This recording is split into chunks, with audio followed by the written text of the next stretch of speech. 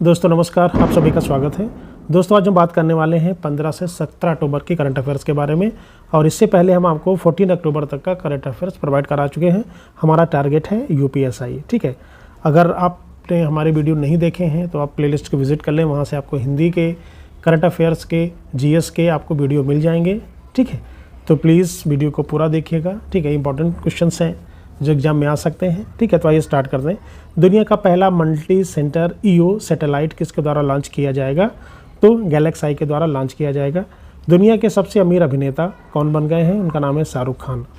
भारतीय वाणिज्यिक एवं उद्योग महासंघ का अध्यक्ष किसे नियुक्त किया गया है? तो उनका नाम है अनंत गोयनका को नियुक्त किया गया है।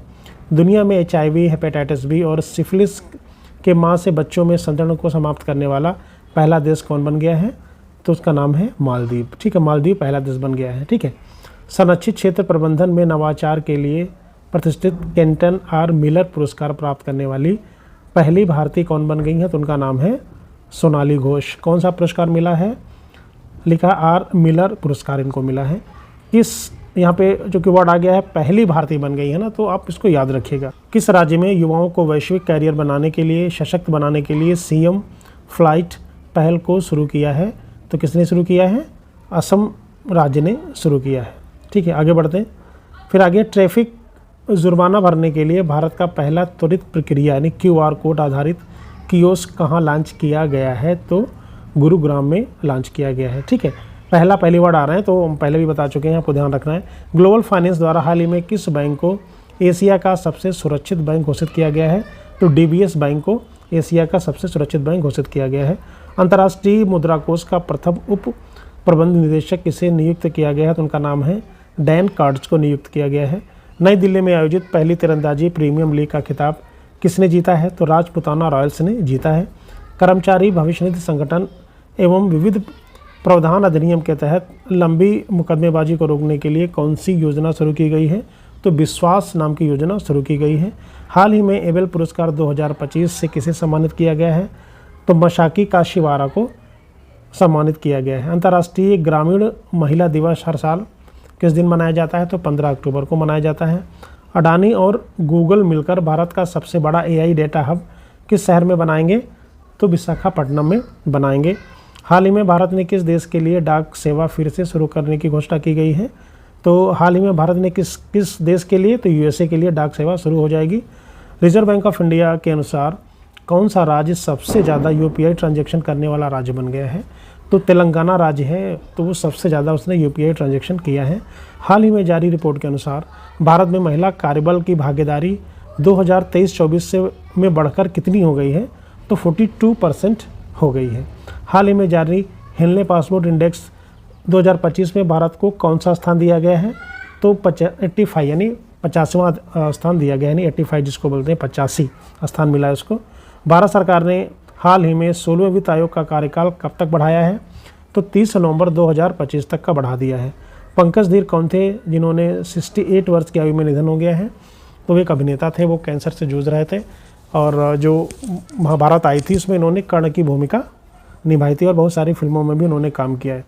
पब्लिक गुड के लिए विशाखापट्टनम में भारत का पहला artificial intelligence centre of excellence tech Bharat ने किसके साथ मिलकर लॉन्च किया है? तो गूगल के साथ मिलकर लॉन्च किया है।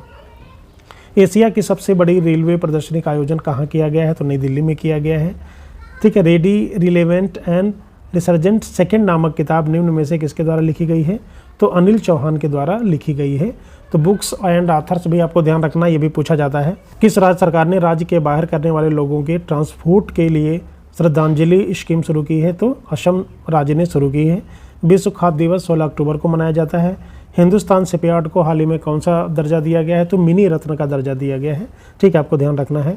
हाल ही में भारत को कितने वर्ष के लिए ह्यूमन राइट्स काउंसिल के लिए चुना गया है? तो 3 साल के लिए चुना गया है। भारत और दक्षिण कोरिया के बीच नेवल बाइलेटरल एक्सरसाइज का कौन सा संस्करण साउथ कोरिया के बुसान नेवल बेस पर आयोजित किया गया है? तो वो 3रा संस्करण है।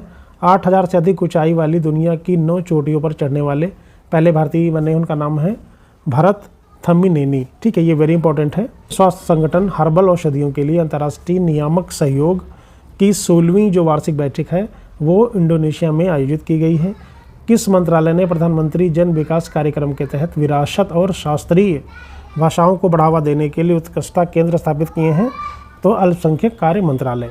भारतीय रिजर्व बैंक ने नेपाल, श्रीलंका और किस देश के साथ व्यापार बढ़ाने के लिए ऋण देने की मंजूरी दी है? तो जो रिजर्व बैंक है वो नेपाल, श्रीलंका के साथ साथ भूटान को भी ऋण देगा और व्यापार बढ़ाने के लिए मंजूरी दिया है। किस राज्य सरकार के प्रत्येक मंडल मुख्यालय पर दिव्यांग पुनर्वास केंद्र स्थापित करने की घोषणा की है? ठीक है, तो कौन करेगा? ये उत्तर प्रदेश सरकार। किस शहर को भारत की फुटबॉल राजधानी के रूप में स्थापित करने के लिए north east United football club के साथ साझेदारी की गई है? तो शिलांग के साथ। ठीक है। किस राज्य सरकार ने 5 लाख रोजगार सृजन के लिए 5 लाख करोड़ की बांस उद्योग नीति शुरू की है? तो महाराष्ट्र गवर्नमेंट ने शुरू की है। कंसर्न वर्ल्ड लाइफ और वेंट हैंगर हेल्थ के वैश्विक भूख सूचकांक 2025 में भारत को कौन सा स्थान दिया गया? तो भारत को 102 यानी 102वां स्थान दिया गया है। अंतर्राष्ट्रीय गरीबी उन्मूलन दिवस हर साल कब मनाया जाता है? तो 17 अक्टूबर को मनाया जाता है। दोस्तों, आशा करता हूँ कि वीडियो अच्छा लगा होगा। प्लीज़ लाइक, शेयर, सब्सक्राइब जरूर करें। Thank you very much.